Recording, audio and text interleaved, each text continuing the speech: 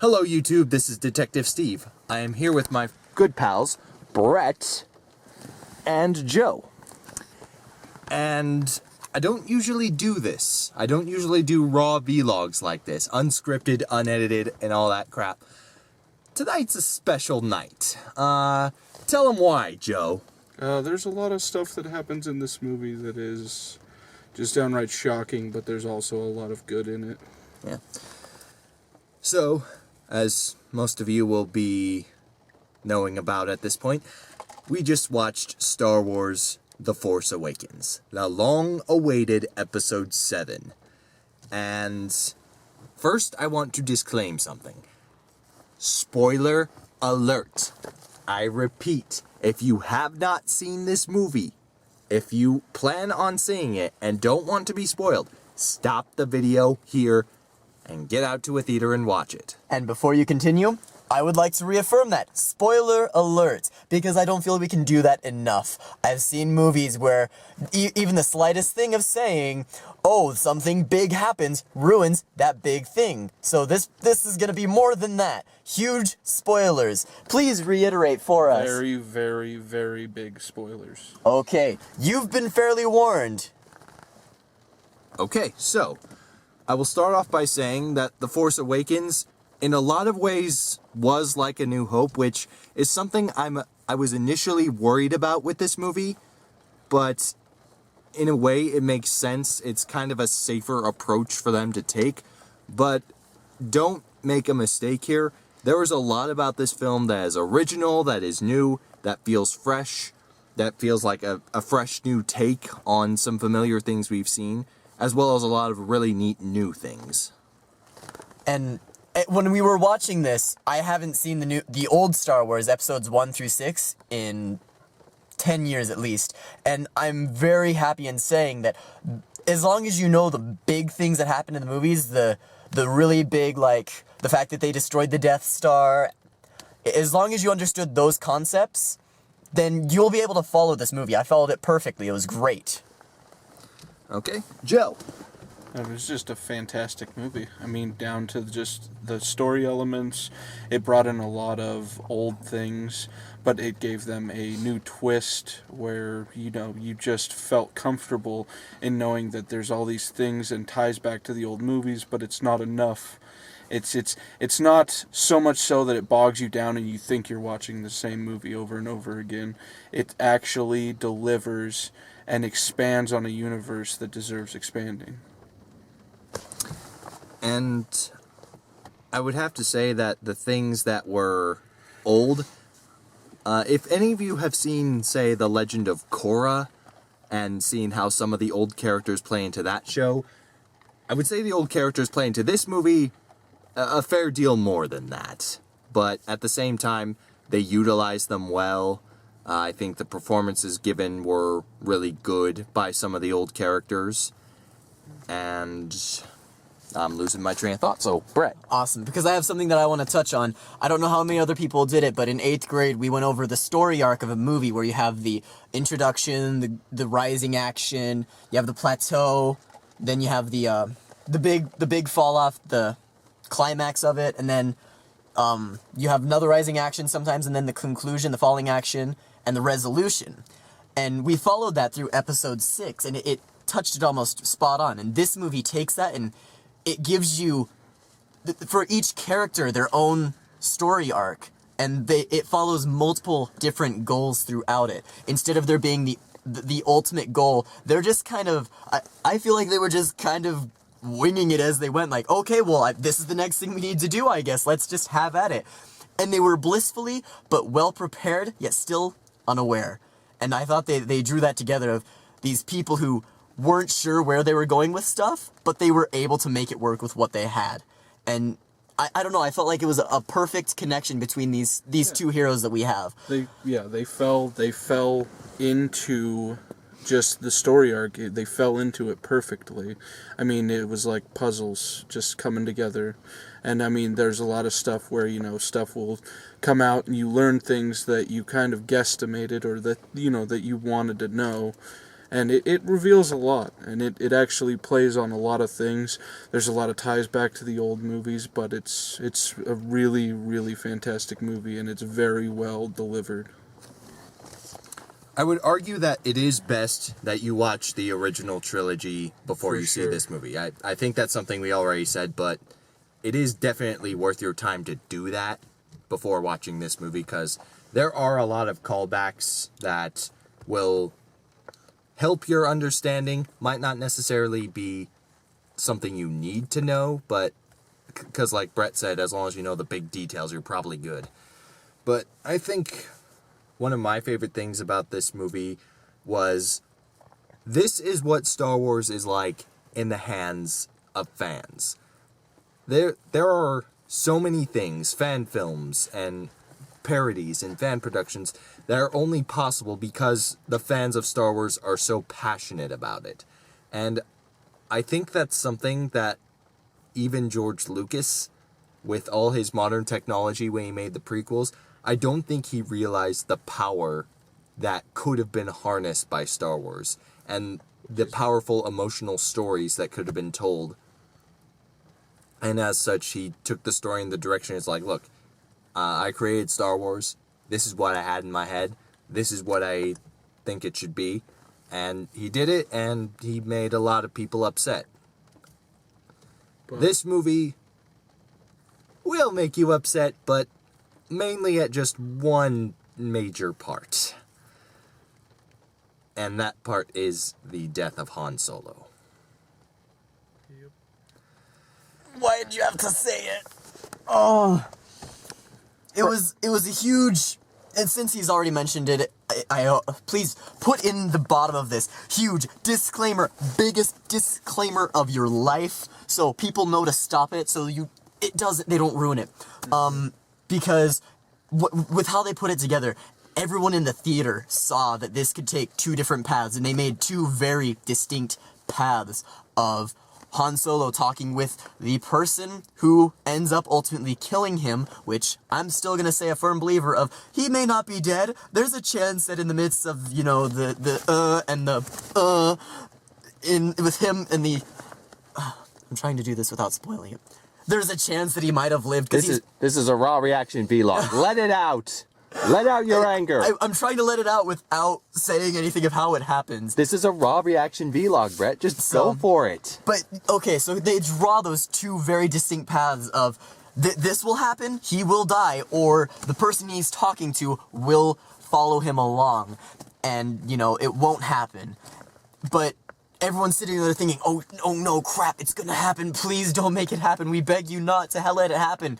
You almost think that it won't, and then it does, and you could feel it in the theater, you saw it on the screen, you could feel it between all of the actors and actresses of what happened. They show the emotion, and you could feel it in the theater that everyone, just the atmosphere changed, it became heavy, and oh, they did it perfectly. If they'd done it any other way, it would not have worked the way that it did. And I think how they did it was perfect. Well, and one of the perfect things that they did in it, and one of the things that I really liked, is that in those last moments where he's talking to his son and he's saying, "Come back, you know, my son is still in there," and of course he's talking about Ben, his son. And he's grasping for his lightsaber. But they did a wonderful, wonderful shot where they contrasted the light getting sucked in from the Starkiller base, and everything darkened. And then that's when he grasped the lightsaber, and he actually killed his own father. And I think that's a beautiful play on the contrast of light and dark, and it's exactly what Star Wars should and always will be about. I will say I was in a similar state of shock about the moment, but thank you, Joe, for your input. I think that paints a really nice picture about what that moment was like to experience. Well, as an audience member, Brett detailed everything correctly. As a filmmaker, you said everything pretty much that needed to be said about that scene. And I have to say, once I saw that situation placed before my eyes, I pretty much knew it was gonna happen. And yet, my mouth still dropped open and was hung open for like I didn't. at least a full 10 seconds. I was like, I can vouch for that. I saw it, and it was hilarious and This- painful. Yeah, I cried. I was like, this, no, come on. Like, I had a feeling they were going to kill off Han Solo because that's what they originally wanted to do in the original trilogy with Episode 6. Yep. Because originally he was going to have a much more bittersweet ending, but that was... Some people say that was the downfall of George Lucas, is when he started to prioritize the toy business over the movies. And as such, a lot of people who with heavy monetary investment in Star Wars says, no, you can't kill Han Solo. See, but the thing that draws you in just right from the beginning is it plays on these fears of not knowing what you want to do with your life and not knowing where to go next. And it's also about facing fears that you have no idea you can overcome. And one of the things that is amazingly great is that even in the end, down to his core, Ben or Kylo Ren, he hated his father, but he was so torn, and in that last moment, you could tell that it was ripping him apart inside. And he even says, it's ripping me apart inside, and I have to do something. And it's just, the way that they deliver this storyline, it makes you care. Like, from the moment that I saw... I mean, even when you see Finn for the first time and he takes the helmet off and he's breathing heavily and he doesn't know that he wants to be with the First Order, even though he's been with them his entire life, you feel for him and you want him to get into a situation where he's more safe. And that's the thing about this movie. Every single detail, storyline-wise, is derivative to the point that's making. It's a fantastic movie, and it's summed together so well that even when you have the death of Han Solo, you can still come out on top and say, I'm still rooting for the good guys, you know? And it left you with a sense of, he's maybe becoming Darth Vader, you never know. But, I mean, it is an amazingly well-written movie, and it has all of these characters coming together, overcoming hardships, and then there's other ones that are doing terrible things, like, you know, him killing his own father.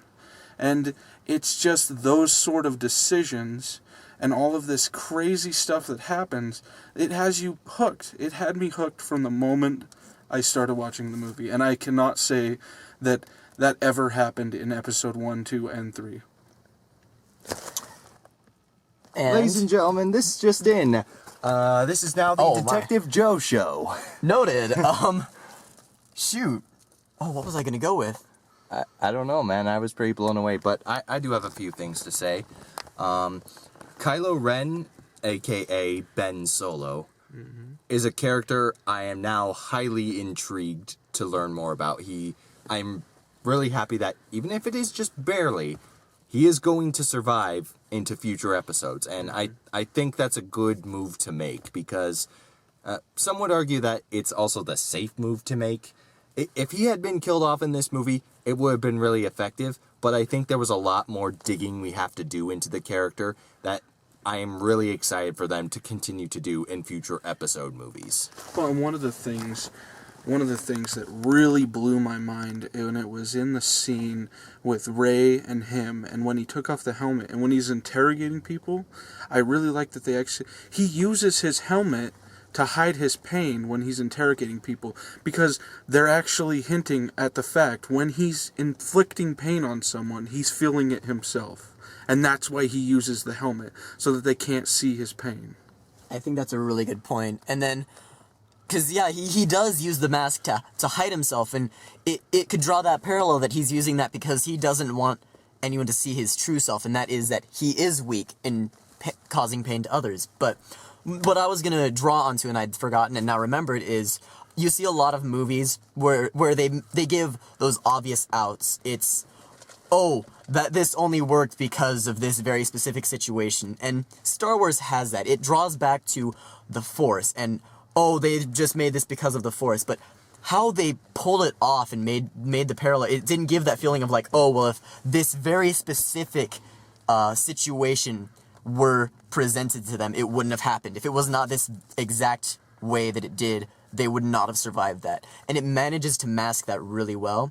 then another thing that the movie does phenomenally is the way it presents choices. It gives each character very distinct choices that the audience can follow, but not how they're going to make those choices, I thought. And so you see the directions that the film can go. And I was saying this with what happened between Han Solo and then Ben Solo was you could see the choices. You could see where they could go with it, but you didn't know where they were going to do it and where those choices would ultimately end them up. I think we all knew where the choice was going to go once that scene started. Okay, we did, but that's our skeptical minds talking, not our storytelling minds. You had to admit that you thought in there's a way they can make this work, that even if this happens, they can make it come back, or he can make the right choice here, what we think is the right choice, and not do it, and they can make it build onto that. Because there is an entirely different, and this is going into parallels of it, but there's an entirely different parallel where he didn't kill Han Solo, and they all went back together, and it could have been completely different. And I'm not saying they should have changed it, sorry. One of the... Right. But, I did really like that moment because even though, we went into the scene, and basically my cynical mind is telling me, okay, you pretty much know at this point that this is going to happen and he's going to kill Han Solo. But what I really liked about that moment is what Brett was saying does have a strong ring of truth to it, because even though my cynical mind was telling me it was going to go this direction, I had the feeling that it could go another direction. The emotion that was conveyed felt like there was a true conflict going on, and a sincerity to it. Inner turmoil. The thing that they do so well in this movie, and it blew me away, is they introduce new characters, but they make you care about them. And not just from like a fan standpoint. You literally care and you are intrigued by these characters. And there's still a lot of things that we don't even know. I mean, there's still a mystery to Ben Solo. Sure, we know he's, Han's kid and Leia's kid, but we don't know how he fell from grace. And also, Finn. There's so much you can do with Finn. Even Rey. These characters are... What they did so well is that they masked these characters in shadows so much that they're like a tantalizing silhouette that you want to keep going back and doing it. That's why I'm saying this movie is masterfully written, because it makes you want to know more about it. I left the theater and I want it to be a year from now because I want to know what happened, and it makes you care. And there's not a lot of movies, and I mean not a lot of movies, that right from the opening scene you actually care and genuinely care about what happens to the characters. And that's what it is they're shadowed, but they're very, very well described, and you feel for them. And even the bad guy, you felt for him in those last moments when he's sitting there with Han. You felt that he was actually sincere in saying that I have to complete this journey to the dark side, so I have to kill you. But he was so torn up by it that he was physically crying. It's just... I cannot say it enough. This movie is so well written, it scares me, because you can literally just go from any standpoint, and anybody who sees this movie will know that this is a movie that is going to define an entire generation and more movies. And I want to jump more onto the character, because going into the actor part of myself, you can see that each of these actors and actresses had their own character development. It wasn't just, okay, this is what's happening in the scene, and so I'm gonna say that this is how my character is developing from the scene. But they went back, and they all believed who they were. They did. They believed who they were, and they developed their own character from a lot of different perspectives, not from the main canon of Star Wars, but I think from all aspects of it that are still technically considered official Star Wars. I guess that is canon. Well, any character that is grounded and he feels grounded and real, that makes the character more important to you. That's what they did so well. That's amazing. Yes, and what was I going to go with more? As far as the characters go, you could just feel them all developing individually in their own turmoils, in their own situations, and together in the overall scheme of things. And it was so brilliantly done. I have not had a movie give me that feeling ever, I don't think. I've never had a movie make me want to weep, like openly. I actually cried, and it's because there's these characters that are just timeless. You know, Han Solo, and he dies, but you Maybe. still want to know more.